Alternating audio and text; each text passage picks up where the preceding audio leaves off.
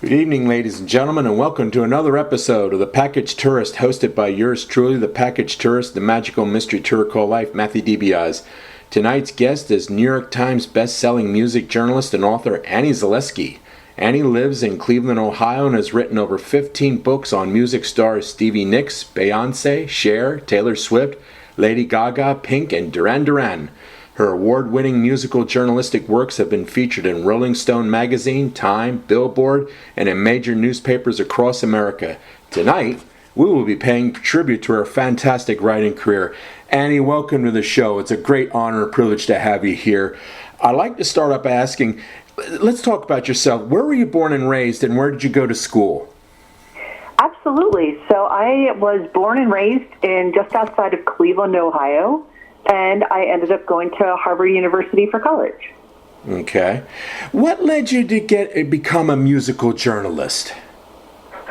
So growing up, I always loved writing, and I always loved music, of course. And starting in about, I would say, junior high, early high school or so, I really started reading music magazines. So Rolling Stone, of course, Spin, of course. But I would also go to bookstores and read all the British magazines like Melody Maker and NME, Select at Q at the time.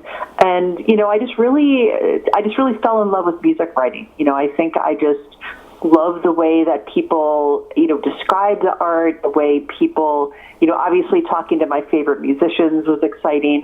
And there was just something about the art that I was really drawn to. And so, starting in high school, then into college, I started writing for, my high school newspaper and college paper, and I was sort of off to the races from there.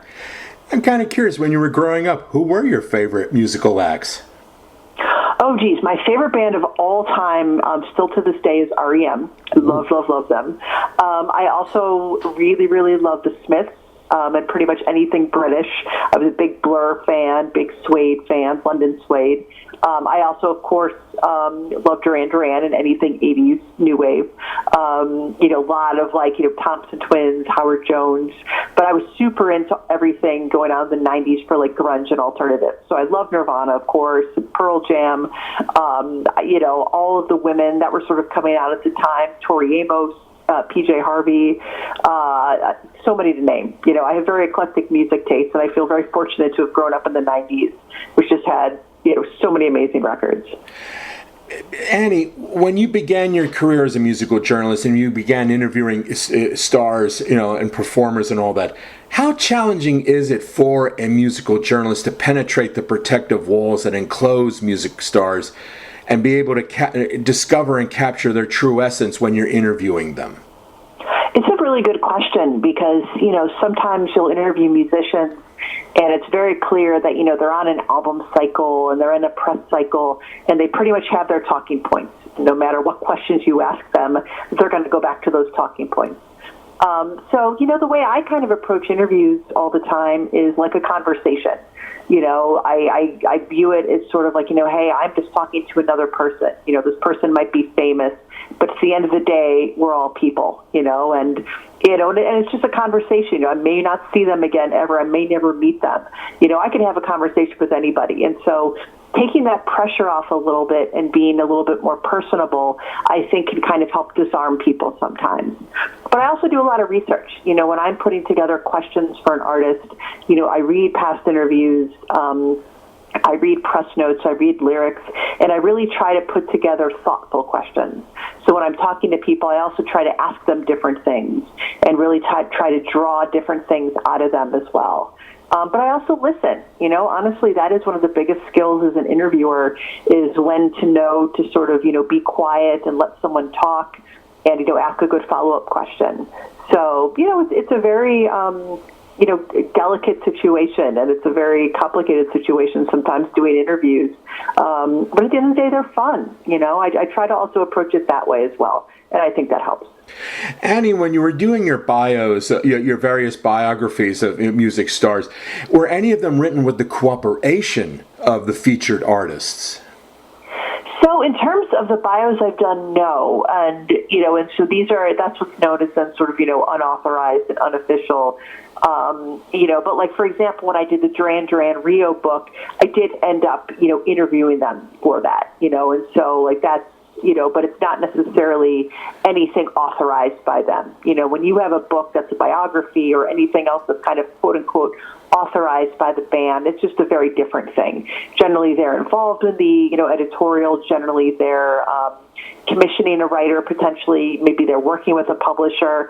So that's just a very sort of different experience when you do that. Usually you see authorized bios, written, if an artist has an agent or if an artist is working with kind of an author. So that's just a very kind of, I think, specific subset. Okay. But my books, especially the bios, are generally positive. They're generally, looking at a person's life and, kind of trying to, speaking kind of from a fan perspective and a knowledgeable, musical perspective about why these artists are so interesting. Annie, 3 of your works deal with Taylor Swift. What is your personal analysis of her enormous impact in the world music scene today? It's astounding to me. I started sort of, the first kind of books I did were, when the Eras tour was going on. And, as the books kind of were finished and came out, the impact of that tour just grew enormously. I think the interesting thing about it is just so singular she is as an artist. I liken it to the fact that there really hasn't been an artist, I think, since the Beatles who was just so ubiquitous. Everyone knows Taylor Swift. Even if you're not a music fan, you know who she is. You probably have heard some of her songs. So the fact that she is just this kind of like, cultural uniter, I think is really interesting and different. The fact that when her tours go to different cities, she herself has this massive economic impact, I also think is fascinating. The fact that when she goes there because fans are visiting and people are coming there as tourists, it's something that's really, really different. It's that which is, not what you usually see with artists as well. But just and the fact of multi-generational impact as well. I know people who are, senior citizens who are Swifties, and you can see, you go online and you have kids who are like, and below who are even toddlers who are huge fans. So she just has this really wide appeal in a way that a lot of artists just don't. And so those are just 3 of the things. I mean, she just has an enormous impact overall. Do you believe she has reached her peak now, or she still hasn't really reached her peak yet? What is your view? I don't think she's reached her peak yet, and it's interesting because I feel like we'll only know when she's reached her peak, at the very end of her career. So I think it's hard to say now, but, she is just such a consistent songwriter and a prolific songwriter that I still think we haven't seen necessarily, some of her best work to come. Okay. What is the secret to her greatness as an artist and performer? What is your analysis? I think part of it is, her songs are very accessible. And by that, I mean, they're very easy to sing along to. They're very easy to, melodically, they're really, really appealing. It's one of those things where, you can pick up a song, you can start singing it, and it's one of those things that, even if you're not the most expert singer, you can find something to love about that. And that's not shade at all on her, the simplicity of her songs. She's just uncannily good at writing melodies that are really, have wide appeal. So there's that. I think that what her lyrics, what she talks about, I think is another big part of it. She started off when she was a teenager and she's kind of grown up in the public eye. And her music has as well. And a lot of her fans have grown up with her. She's been just really kind of capturing the experience of growing up and becoming an adult and all of the existing challenges that can be, whether that's parents' health, whether that's relationship breakups, whether that's your own insecurities. And so she's really, really great at kind of capturing all that in her music. And she's also really centering sort of the experience of women. And that's not to say that obviously she has, like I said before, has a huge, broad fan base of, pretty much, you name it, someone's a Taylor Swift fan. But she just really nails something about the experience, whether it's, the agonies of high school or, the disgraces of, dealing with in a relationship with someone who's, not so great, or, just at the end of the day, being a perfectionist and trying to figure out your own life. She just really captures the experience of being a woman really, really well. And I think that's also part of her appeal, and why especially, I think younger kids get into her as well, because they can really start, as teenagers, really relate to a lot of what she's talking about. If you could predict something, what is your prediction on which direction her musical career will go in years to come? Because I know, like Lady Gaga, she took a stab at acting when she did A Star Is Born. Do you see Taylor Swift trying to get into movies or anything like that? Has she expressed any type of desire, or not yet? So it's funny because, like, early in her career, she dabbled a little bit in acting. Like, it's funny, she actually guested on a episode of CSI, and she also was in this movie Valentine's Day. And so, because I think she actually took acting lessons as a kid, she acted in plays. So she kind of has that in her background, but I feel like she might get into directing more. She's dabbled in that a little bit, with kind of some music videos and things like that. Especially her own music videos, and I could see her going more into that, maybe full-length movies. But I could also see her writing. Honestly, she is. Some of her songs, especially, I think, would really lend themselves to really interesting fiction, or creative nonfiction. So I could see her doing that as well. But honestly, the sky's the limit. She can do so many different things just because. I think she has so many different options because she's so talented. Okay. In your opinion, Annie, who is the most underrated musical star that's out there today? Underrated. Oh my goodness. That's a really big question. Underrated. There's a lot of artists I like. It doesn't necessarily make them underrated just because I like them, they don't. But I'm trying to think offhand. And I don't think they're necessarily underrated, but there's this band called The Beths, who I really like, and I think they're actually getting more and more popular in America. But they're kind of power poppy, but also kind of straightforward melodic pop indie, and they're really, really great. Trying to think what else I liked this year. I mean, there's so many bands. I feel like I wish I had a better answer to that question, just because there are so many. Back in the day, I feel like there's a lot of bands that were sort of maybe known or popular that maybe people have kind of forgotten about a little bit. And I think that's that's almost more underrated when you kind of look historically, in terms of people who are a little bit I would say almost there's. Yeah, I wish I had a better answer for that. I apologize for that. It's okay. It's all right. That's what people ask me, what are you listening to? And everything flies right out of my head. Yeah, it's okay. When I was researching your bio, I was really struck by this because I grew up in the 80s watching them. Let's talk about your book about the recording of Duran Duran's Rio album. When you were writing and researching it, what insights and discoveries did you uncover when you were writing the book? Yeah, I mean, gosh, so many things. That book was such a delight to do. I think the most interesting thing was, first off, how patient their label was with them. The band, in the UK took off immediately. There were huge stars, and Rio was obviously very successful in the UK as well. But things in America took off a lot slower. It was definitely, not instantaneous stardom. And I think, that's because they're such big stars now, it's easy to forget that.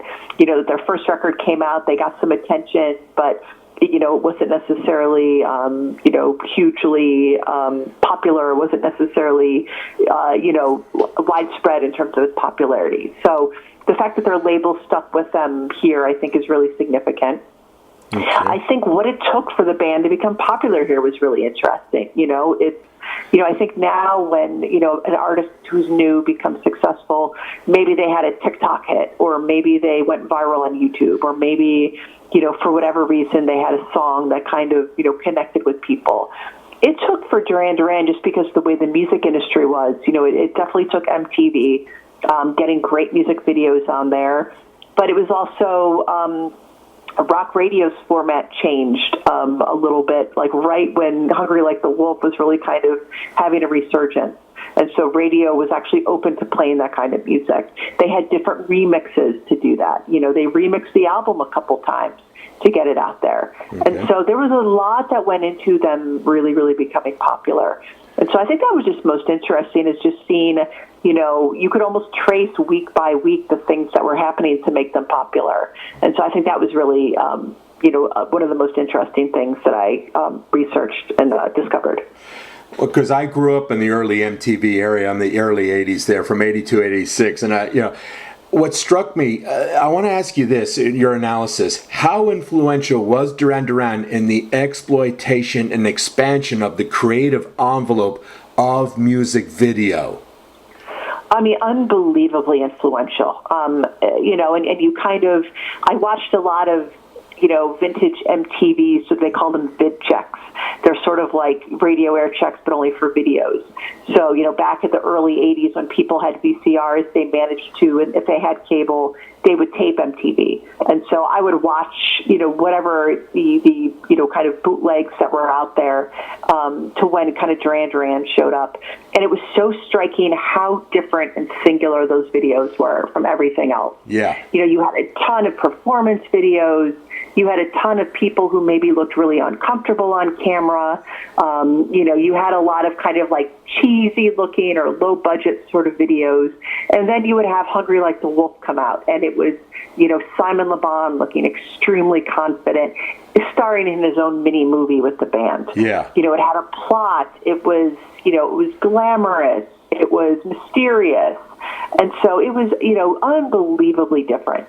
And the same thing, like even with, their videos before that, Girls on Film was recorded to be, a controversial, it was recorded because they knew it would get attention. But even like Planet Earth was like this very kind of forward-thinking, also mysterious sort of, very new romantic video. So they were just really kind of doing their own thing from very, very early on. And you could just tell that also the quality of their videos, just from, filming-wise, was completely different. More colorful, like more definitely telegraphing a very different kind of lifestyle as well. So, yeah, they were integral to the evolution of music videos. Well, it struck me, one of my personal faves of all time was when they did Save a Prayer. I mean, when it's them frolicking in Sri Lanka. I was struck by the use of the exotic locales. I mean, because as you were saying, there was a lot of, if it was heavy metal, they were blatantly aping Led Zeppelin's Song Remains the Same, or else it was just a mere concert performance from a concert movie or whatever. But what struck me with Duran Duran was they would use exotic sets. I mean, very, like you said, involved plotting, but I loved it. They would do exotic locales, though. That's why I always loved Save a Prayer and all that. Just them frolicking in Sri Lanka. So was that innovative too? The use going to exotic locales and doing films there. Absolutely. The fact that they weren't. I think definitely their early videos were on a soundstage, but their manager is saying, "Hey, let's film our videos on location. Let's go there and do that." Yeah, definitely made it different as well, 100%. Because it gave them, it was like being on a movie set, on location, and it gave them, and the director, kind of a different a palette to use in terms of, they could get those beautiful beach shots. They could, they could, put the band in different situations in terms of, where they could, there's that very famous scene where Simon is dancing in the house. It's really beautiful and graceful. Yeah. And, they can, absolutely, it made things look so much different than, if you were just sort of constructing a set, or, even if you think, the Rolling Stones filmed a couple of videos, they were walking around New York City and kind of doing that. So obviously being in New York City is a lot grittier and a lot more, you're in a city beyond being somewhere else, that's a little bit more pastoral. It's a little bit more, you can be out in nature a little bit more. So it definitely made it a lot different. Yeah. It got so, I remember during those halcyon days before Live Aid, it was like when Duran Duran came with a new video, it was literally an event. Absolutely. Yeah. TV premiere. Yeah. It was like, got to be by your TV. Yeah. And that's, people could count on them for making those big things too. They really, no pun intended, they really, put together these films that made people want to watch. I mean, New Moon on Monday, there's so many different length of that video floating around. I think the longest one was well over 10 minutes. So they really put effort into putting together things, that were events, mini movies, in a way that, I think we see that now it feels very common. I think we're all very kind of used to things like that. And they were really pioneers in doing that as well. I'm curious, when you were doing the research for Rio, and you said you were able to talk to Duran Duran, who were the linchpins of Duran Duran when it came to, leading, composing, creating the essence of the band? Who were the linchpins of the band? I mean, during that era, honestly, it was all five of them, because they were, back in the day, they were very much like Hungry Like the Wolf, for example, came together. They, they had studios they could use in London for EMI, and they all got together that one day. We're all kind of together, putting that kind of song together. Andy Taylor came up with the amazing guitar part. Nick had the keyboard part. Simon brought the lyrics, and then obviously John and Roger brought in kind of the rhythm section. And so, they were all such an integral part of the sound at that point. John and Nick started the band, before anybody else sort of joined, and then Roger joined, and then Simon and Andy. And they just worked so well together, I mean, when they were in Birmingham and at the Rum Runner, for example, they had practice rooms upstairs, and Nick would talk about how, he would put together music, and, Andy Taylor might hear something and come in. And so, it was really sort of everyone sort of coming together and really coming up with these really brilliant sort of creative parts. And it all just really worked really well together. They were all just really... they understood each other's strengths, and so they were able to write songs that really amplified those strengths. And I think that's one of the reasons why they were and are so successful, is that they still really kind of have that in them. Okay. Annie, whenever I interview an author on my show, I always love to ask the standard question. When you were growing up, who were your favorite authors? And of those favorite authors, did any of them light the spark inside you to become a writer, or perhaps influence your writing style? So I love this question. And so growing up, I read voraciously. I was one of those kids that would get a stack of books out of the library.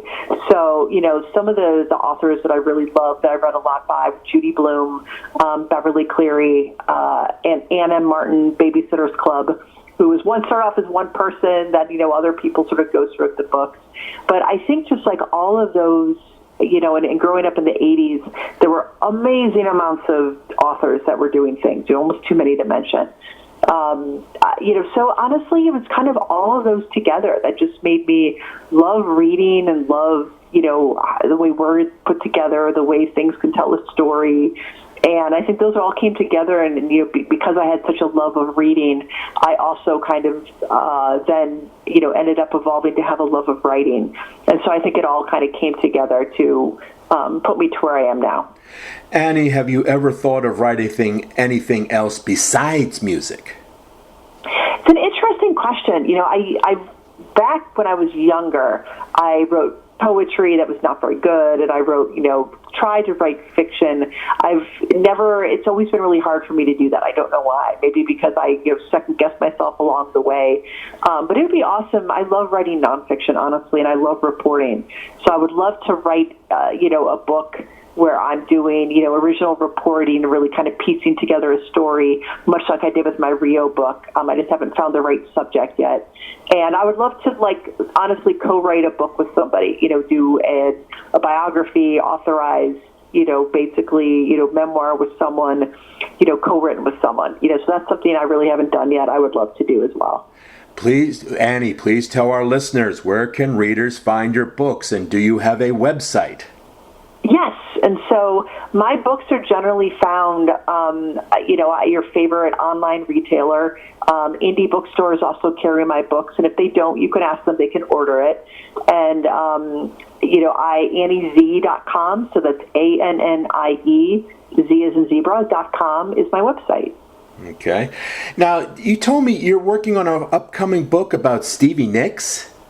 Yes, absolutely. So this is coming out next year. It's Stevie Nicks in 50 Songs. And it's a really, really awesome book. It's kind of looking at not just all the songs that, she's written in her career, a couple things she performed, but mostly songs that she's written, but also songs that inspired her, songs that, she's inspired, some of her, artists she's influenced. And so, but it also, it has lots of photos as well, so it's an illustrated book. And then it also has kind of some sidebars about, some of the most important musicians in her life, different things about her life and in pop culture. So it's really sort of a compendium / love letter to, why Stevie Nicks is such an amazing artist. And so, yeah, that's coming out next year. When Tom Petty died, I didn't realize those two were, is it true those two were romantically involved? That's always been a rumor, but I don't think they ever were. Oh, okay. I'm sorry. I apologize. Yeah. I didn't mean, sorry about that. No, it's funny because I think they were so close and they had such fondness for each other. I think, that ended up getting started. And Stevie always said, she was an honorary heartbreaker. Tom actually made her an official heartbreaker at one point. She even had a little badge to show it. But, she really respected him as an artist, and it was the same thing with, him with her. They both really appreciate each other's songwriting and, and musical talents, and they were just really well matched. I always loved that duet when they did "Stop Dragging My Heart Around." It's one of those superstar debuts. It actually works and clicks perfectly, Oh, it's so good. I know. And I just love the way that their voices meld together, and the lyrics are perfect and the cadence is perfect. Obviously she's performed that song with many other people through the years, but the original is still my favorite. Yeah. Thing about Tom Petty, when he left the Heartbreakers, I think he made a mistake because his best stuff was when he was with the Heartbreakers. But after that, when he was working with Jeff Lynne and Dave Stewart, I never really cared much for that, just personally and all of that. I don't know. That's my own little prejudice, but I loved early Tom Petty, though. Okay, getting back to Stevie Nicks. Annie, after the release of the Stevie Nicks book, any ideas what your next book project may be and when we can expect its release? Yeah, so I have I actually have another book that I'm just in the late stages of wrapping up on Dolly Parton, and it's the stories behind the songs, and so it's kind of a similar format to my Taylor Swift book, only looking at Dolly. And then I have a couple other things kind of in the pipeline that are sort of in the early stages, but those two things are confirmed coming out next year. Very, very excited about both of them. Annie, I want to thank you so much for appearing on my show, and let me know when you have new material. I'd love to have you on my show again, okay? Sounds awesome. Thank you so much. Thank you. Okay, bye-bye. Bye. Stay tuned, ladies and gentlemen, for next week's show where I will be interviewing novelist David Dupuy. Thank you and good night.